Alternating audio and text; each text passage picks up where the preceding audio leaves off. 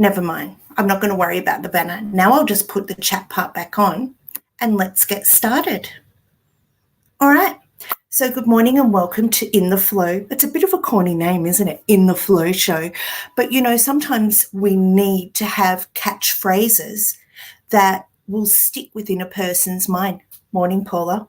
And these kinds of things are really helpful for you when you're thinking about starting your own business. And today we're going to start with the idea of moving you from the thought of how can I sell my art or how can I start making some money from my creative passion. I want to help heaps of people make that action, make the leap from the dream into the action. And it's because I often hear so many people wondering how to do it and what to do.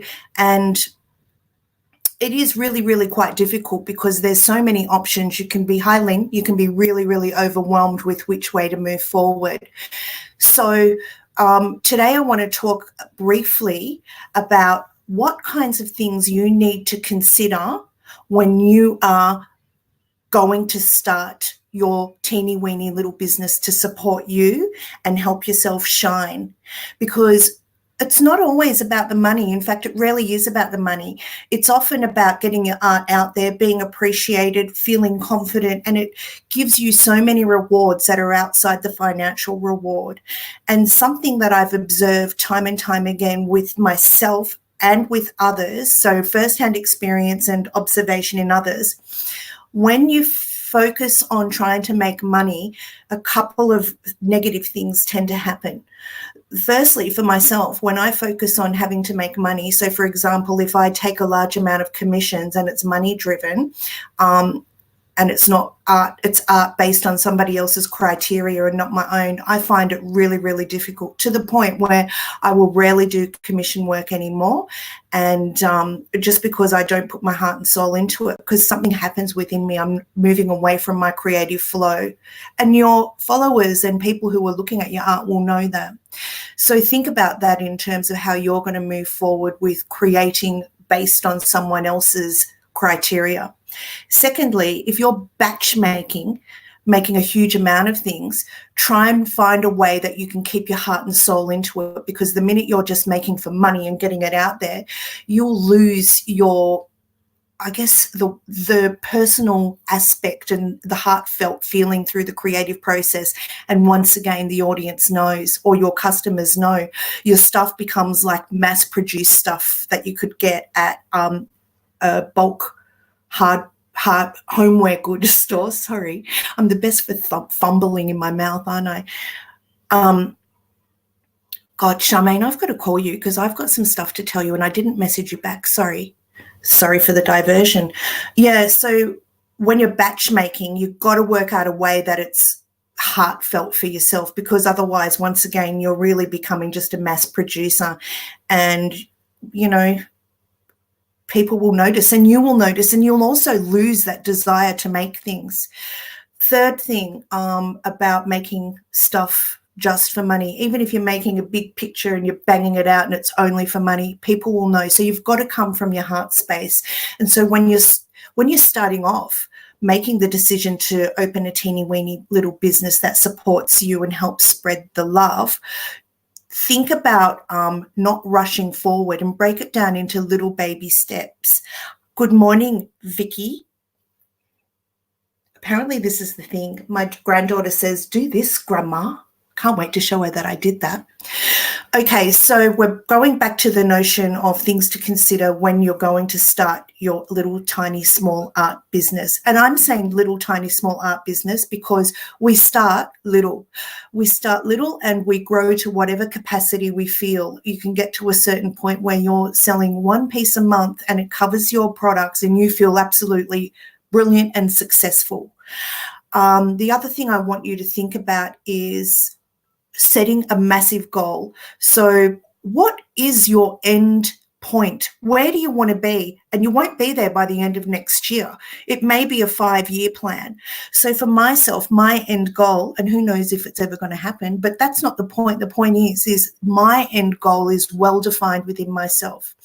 It's a point of reference where people come So it's a location to a studio and have an opportunity to learn resin art, acrylic pouring, alcohol inks, and jewelry making and other types of workshops from one kind of centre. And it has a therapeutic component too for art therapy.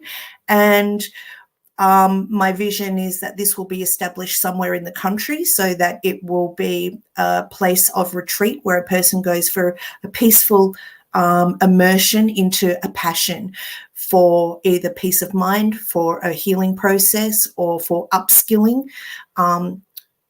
That's my end vision.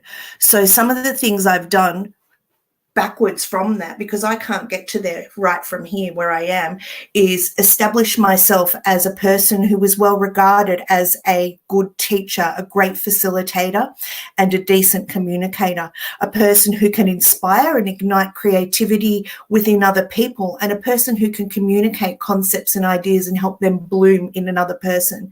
That will support my end goal. So I'm backward, what is it called? Reverse engineering. My end goal is possibly 3 to 5 years away. So now I go backwards and list all the things I need to have that end goal. And you don't need to worry about that. But in terms of you stepping into your own end goal, look at your end goal and do the backward steps of everything you need to do and achieve in order to get there, and look at it holistically. You'll find that the first thing you need to do is make the decision. You just need to make that decision that you're going to start, okay? And once you've made that decision, you're going to feel some relief, because a lot of people agonize at this point in regards to, am I going to do it? Am I not? Am I going to do it? Am I not? Just do it, and do it small. And look at the sense of success you've already achieved by being brave and courageous of going into that decision-making point, because making that decision is really, really hard. And so moving forward from there, looking at what your end goal was, coming down to the very first point, and no matter whether or not you're going to sell products, teach art, sell your art, do little courses, no matter what your little business is going to be made up of, the first thing that you're going to need to do is find who loves working with you and create a relationship with them, because you too then want to work with them, and everything becomes so much easier. And there's the notion of just being sort of well known in your circle. So you need to find your circle. If your circle's products, you need to work out if you're going to sell to the artists directly or to shops directly. Hello, CC's World Australia. I'm going to do this now, right? If you're teaching, then you need to start promoting yourself as a teacher and speaking like you have got information and tips to pass. And you do this gently, gently, gently. Now, I've got a few things I've written down, and of course, I've just winged it now, and we're already 13 minutes in. So, okay. So the points of things that I wanted to say is reverse engineer your little startup. Dream about your finish line. So we talked about that, and that's about your ultimate goal. And when you have identified what your ultimate goal is and how your business will look like in your ideal fantasy, realize this, that it is going to take time, because more often than not, many of us need to establish resources behind us in order to get there. We don't have the money or the resources to push into that big ideal dream point at the end. So also know that there's rarely a finish line. So even when you get to your dream point, there'll be a huge amount of work there, but you'll feel so well satisfied. The next point is one thing that contributes to the dream of the business becoming a reality. No, scrap that. One thing that seems to hinder people from getting their dream business up and running is they get overwhelmed with the day-to-day, the week-to-week, and the month-to-month things that you need to do. Because aside from making your art or sourcing your products or making your course outline, you then need to do so much social media, and marketing is a huge part of everything these days. If you can, find those little free marketing courses and take as many as you possibly can. And if you have the finances, invest in one, because it's a good workshop for yourself. So people get themselves worn out by trying to juggle too many things, and then they give up before the process has even had a chance to start and establish itself. And the majority of, are you ready for this word of the day? Entrepreneurs. Yes, entrepreneurs. Cece says, yes, dream first, plan and go ahead. Dreaming is the first step, in her honest opinion. Okay, so the majority of entrepreneurs focus on the short-term goals, and they become the most important thing and lose sight of the long-term goal. And they wander off the path and get distracted by little projects on the way and never achieve their long-term goal. And the solution to getting your long-term goal achieved is by monitoring yourself all the time, making the goal clear to yourself and reminding yourself of your goal frequently, because your goal is 3 to 5 years down the track probably, and it is easy to forget what it is. The most important thing though is on your journey towards achieving that goal. I want to make sure my hand's in, because it's a long journey. On your journey to achieving that goal, I want you to look at any new projects and collaborations and opportunities that arise, because they will, and they're really exciting. And these are indicators of your growing success. And I want you to take them on board as being recognized and supported and being taken seriously in your industry. Yeah, I really do, because we forget that there are so many ways to measure success aside from a financial reward. So anyway, when those new projects, opportunities and collaborations arise, the question I want you to ask yourself before you say yes is, will this project help me achieve my goal? How does that little project, collaboration or opportunity help you move towards your goal? Because if that little project or opportunity or collaboration is going to take 6 weeks of your time and it doesn't help you move towards your goal, then you're investing your time and energy into a distraction. Do 3 of them a year, only 3, and you've lost 3 to 5 months of your year working towards your goal with deliberate intention. And it's a big one, because a lot of us aren't prepared to say no to opportunities because we get frightened that another one won't come up. Good morning, Sharon. Sharon, I'm talking about collaborations, and it's ace that you came on at this time, because Sharon and I did a collaboration, and our creative time separately would have been in total maybe 5 hours, and our conversational time would have been a couple of hours. And then our whole stretched out project ended up going for almost 2 months, because real life stuff got in the way for both of us. And therefore, that having it on your to-do list in the back of your mind takes space in your head, energy, and it stops you, well, it should stop you from committing to other things in the future, because you don't want to overcommit in the future and overwhelm yourself. So the key point there is really making sure that any collaboration, opportunity or project helps you achieve your ultimate goal. And that's why having your ultimate goal defined really well for yourself is really important. So for me, my collaboration with Sharon helps me move towards my ultimate goal, because I want to be regarded as a person who can come up with a concept without clear direction. So our collaboration was peacock creation using resin and peacock colors, and we had no other conversation between us about that, and we went and did our creations and showed them off to the world, and look at what 2 different people come up with. It was really cool and really fun. Okay, that's enough on that. It isn't enough on that. If the answer to your question is, will this collaboration, project or opportunity help me move towards my ultimate goal? If it's no, then don't do it. And you can help that person who's looking for a collaborator or a person to do their project with, or an opportunity, find a replacement person, and that in itself will help you move towards your ultimate goal, because it's a form of networking. Oh gosh, there's so much. Just really be mindful that in your first year, just to take it easy. Okay, so I'm just going to read this part. That's way enough on the big picture stuff. And I just want to help you get started. And if you don't know what to do to get started, or if you don't know what you can do to build your little business around, I'm going to release a little workbook in the next week. And it's a free little workbook.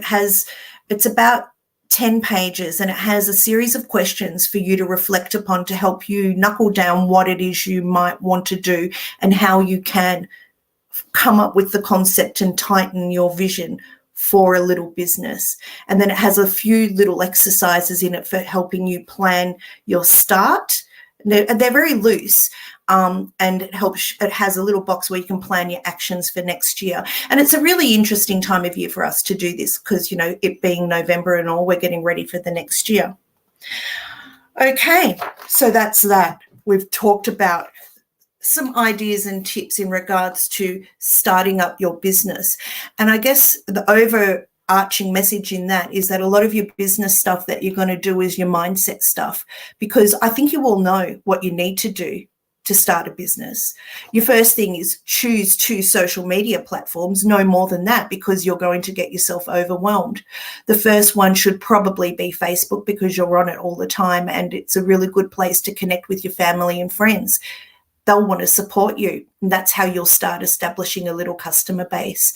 The second one you want to do is maybe a little website, maybe Etsy, and the way to work Etsy is to sell and predominantly promote on Facebook, but then send people to Etsy to buy the product, and that's how you build up there. Don't go on Instagram with your art unless you can really make good pictures. Steph asks, hi Maggie, is your booklet in electronic format? Yes, it is. Okay, do you think that's enough on that? Hi Caroline. I don't know why I did that. Hi, Caroline. Caroline, are you in a car park or anything? Anyway, let's break that. I'm going to go and get myself a sip of tea, and then let's have a quick book review of Sue Findlay's The Essential Beginner's Guide to Resin Art Techniques. I got mine in electronic form and printed it out, and I'm going to tell you why I did that. I am also going to get a hardcover version, because one of the things I believe about any of these types of book is that when you love the area, so for example, we all love resin and pouring, you like to collect reference links on Facebook, but what's better than having a book? And remember this, there are a few books out there on resin art, and many of them do cross over and talk about the same things, but so do cookbooks, and we collect them, and so do gardening books, and we collect them. And what I have found is that I've read this book, Mrs. Cullerberry's book, and a person from Hawaii, I can't remember her name, her resin art book. And yes, they all do crossover, but yes, they all reflect the personality of who the art person is behind the book. And it helped me stretch the way that I think about certain topics, because even though it crossed over in information, the information was spoken in different ways, and you know how we all learn in different ways. So even as a seasoned resin artist, this book helped me be able to articulate things in a much more concise way, because Sue is very concise and straight to the point and not full of fluff. I, on the other hand, are on the opposite end of the spectrum. So one of the funniest things about Sue and myself is that we communicate regularly via Messenger, and, sort of help each other along with being, little cheerleaders for each other. And her messages are short and concise, and mine are long and fluffy. And her book is concise and to the point. And I will be writing my own resin art book next year, and it will probably have a lot of fluff and guff. Both are going to be good. Both are essential. Both are essential for your learning. Both are part of collecting your resin stuff. Right, I'm getting that sip of cup of tea. Oh, Caroline says she much prefers actual book. Caroline, this book I got in digital format and printed it out, but it does come in hardcover via Amazon, and I will put the link down below later so that you can go and get your own copies. And when I write mine, I'll do the same thing, a digital format and printable version that's available through Amazon. Cece says, love resin. To me, it's like our makeup covers and enhances. I think you're right.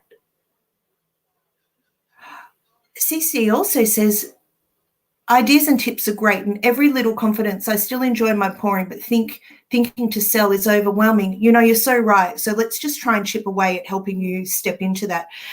All right. Vicky says, don't forget my tea. I'm going to put this down and go and get it so that I can continue to talk to you. I don't even know how I do it. It's like really quite amazing. I live a spiritual path per se rather than a religious path. And I swear I feel like something comes into me and just channels. Okay. I had my cup of tea prepared earlier.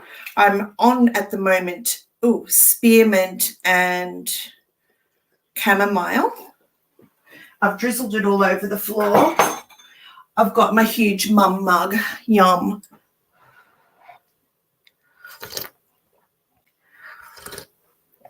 Okay, where are my little notes on Sue's?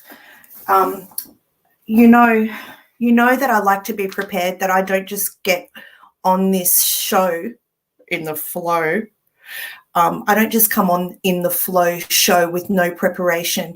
I do a lot of reading and research before I come on so that I can offer you a really good half an hour of quality listening to nourish your mind and help you feel inspired regularly. So in saying that, if you have any topic ideas, put them in the comments while I just get myself ready, and I will put a list of them and we'll address them all through next year. There's so much to talk about, and there's always so much that I want to share. And if you've ever been to any of my workshops, which a few of you have, look, I'll do this every time I do something like that.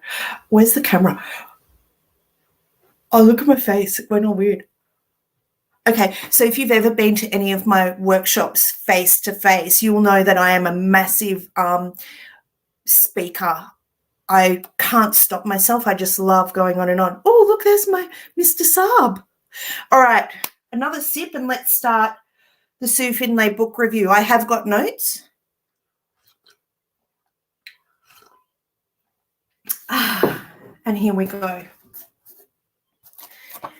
Dear Sue Findlay, we all love you so much, and I hope that you watch this, and I hope that you know that all of the world is behind you and your creations.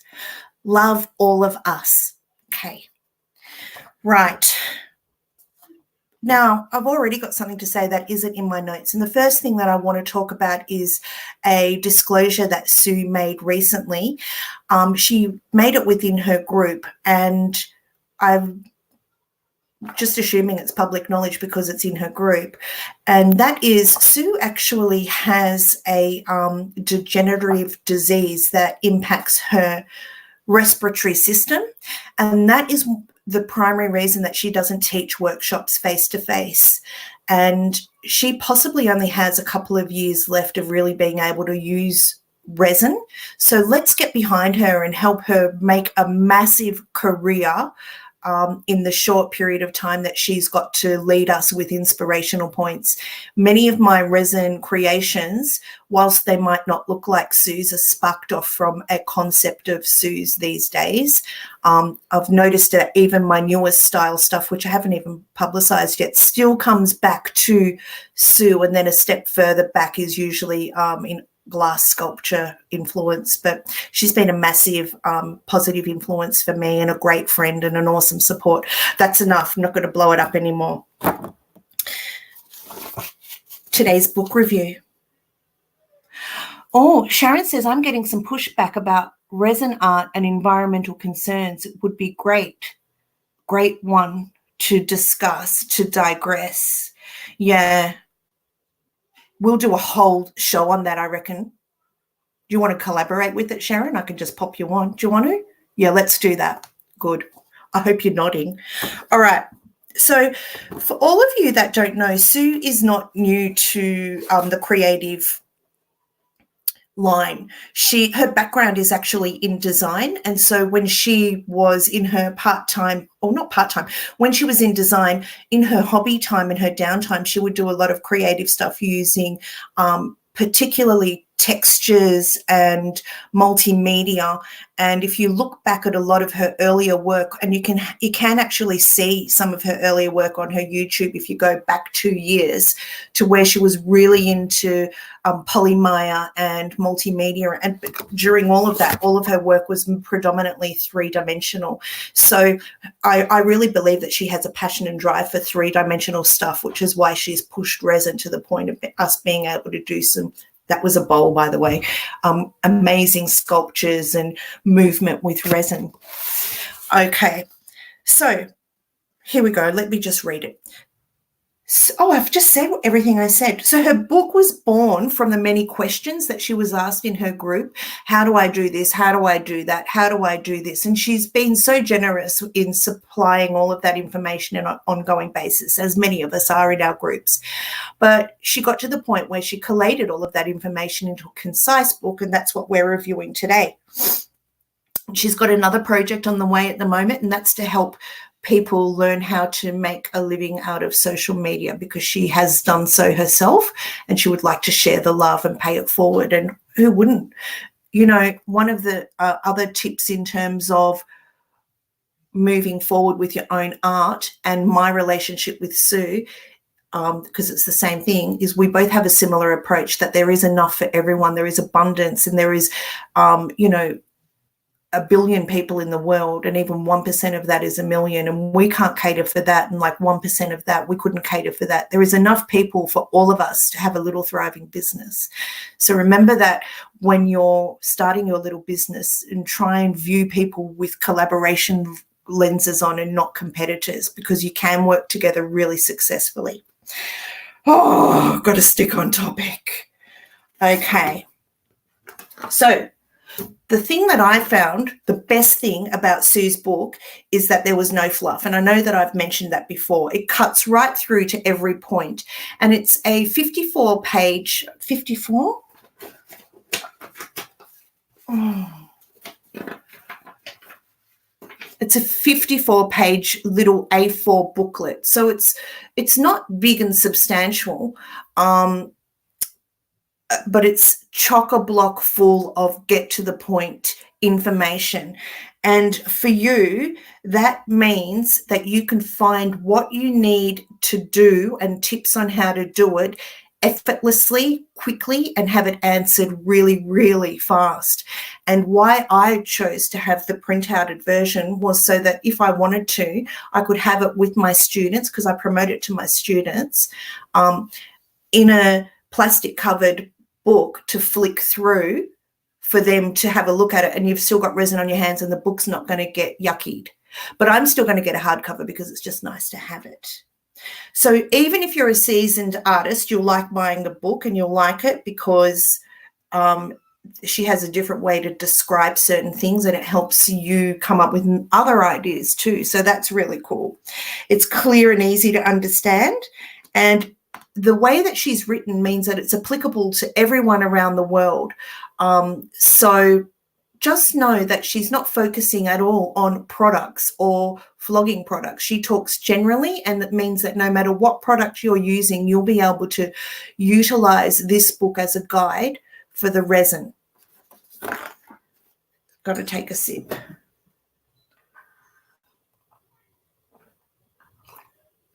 Her book is really well researched, and Sue throughout the book also speaks to her own preferences. She'll offer you a few ways to do things, but she'll speak to her preference and why. But she also is a very big believer on it's not necessarily right or wrong. It's just a way to do it. And she leaves a lot of open for you to grow in your mind and envision what you can do next based on that information she's put forward. In the book, you get around 20 topics that are addressed and spoken about in concise language that will help you understand the topic at hand really, really quickly. And without further ado, I'm going to read a little excerpt from not choosing your substrate. I want something a little bit more. Priming your board. And this is just so that you can, this is page 7, and each page is laid out really well. Gee, you can't see that because of the blind. How do we help you see that? What if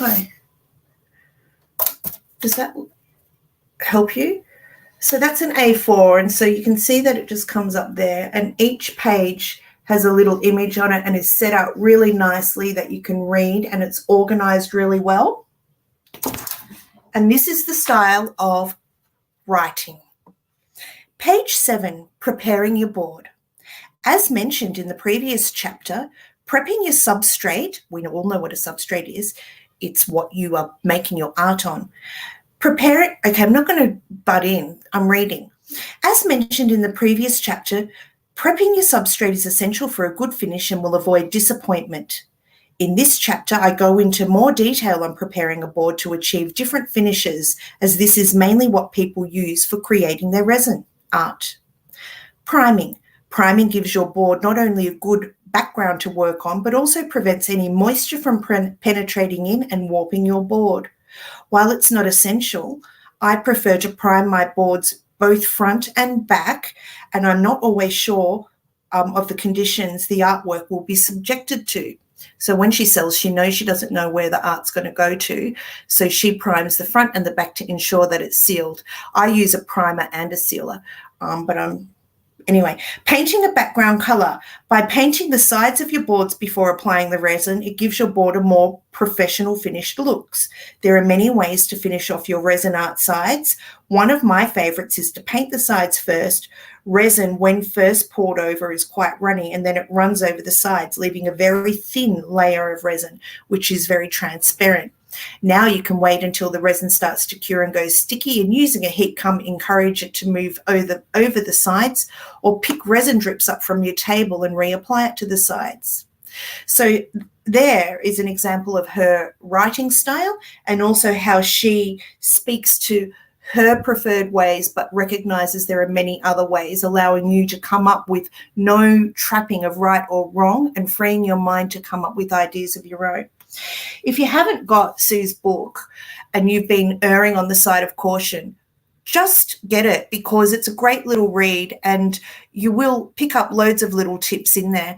I just really, really can't recommend it enough. And I think I've read it probably 3 times now, and I do flight it around a bit.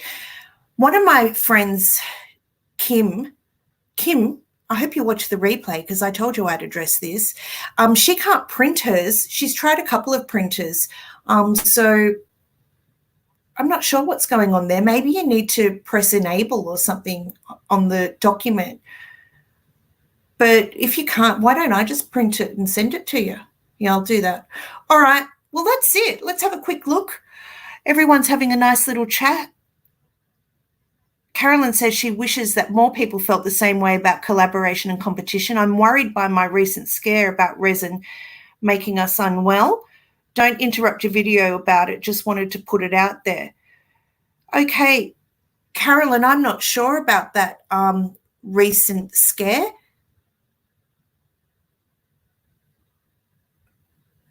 Do you want to message me about that off this feed, and I'll follow up on it?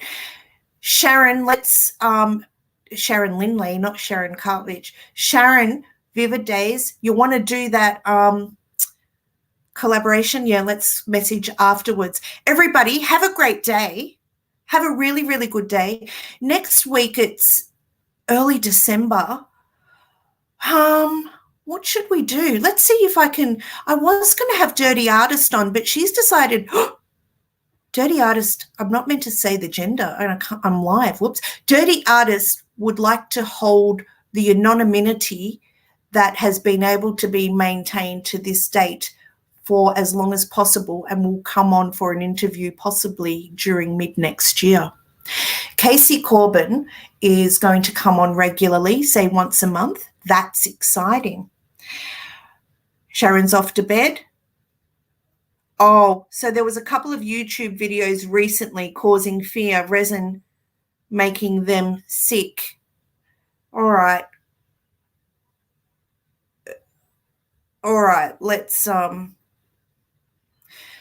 I'll have a look at that. I'm sure that it possibly could have been, you know, we've got to look at our environments. We've got to look at our PPE. You know, I always pour outside at home. I know people, and I say it in my workshops and people go, why? Well, you know why? Because I pour probably 5 out of 7 days a week. There's no better place than outside for me. I don't have to worry about ventilation or circulation. And also, one thing that people don't think about is that the fumes go up to the roof. If you're just in a house, your roof's not that high, and then they bounce back down onto you. Yeah, just really, really be careful, be mindful. And resin has been, just want to recap on resin. Resin actually has been around for a long, long time and used in art for a long, long time. You know, there's stuff that goes back to the mid-century that was, you know, polyurethane resins and other different kinds of resins that was used in molds and things. So resin has been around for a long time, and I'm sure that if there were extraordinarily massive health scares, they would have been found by now. Yes, there are cautions. Yes, it can make you sick if you're not looking after yourself regularly and properly. You know, take yourself seriously. If you're a person that has sensitive skin or sensitivity to food allergies and makeup, you probably are going to be more sensitive to resin. So think about your body as being what you need to assess, and treat every resin the same. Every resin is a chemical. Don't worry about what brand you're using. Treat every single one the same. Double glove. Have paper towels and get that off. Avoid using alcohol to remove resin so it doesn't break down into your skin and your skin can absorb it. Your skin's the biggest organ. Wow, you're so right. There is a massive conversation about this. Let's do it. All right, let's schedule it in. Okay. Sue normally uses a respirator. Yes, she does. We all do. We all should. I'm just seeing if there's one in here. No, I usually have one on the door. All right, I'm going to head off. My granddaughter's waiting. How good has she been not coming in? The baby magpie's waiting. I've built a little temporary outdoor play area that I'm going to go and put it in. And the beautiful day awaits for me to go and play. Have a beautiful day, everyone. Remember, pop your comments in the comment thing. Pop any topics that you'd like us to discuss. Remember to do that subscribe and bell thing and give the video a like and all of that good stuff. You know how it all works. And have a great day. And thank you. I will enjoy. Have a great day, everyone. I'm going to press the end broadcast button. Oh, I'm pressing it like it's a touch screen, and it's my laptop, so that's why it wasn't working. Here we go. Bye.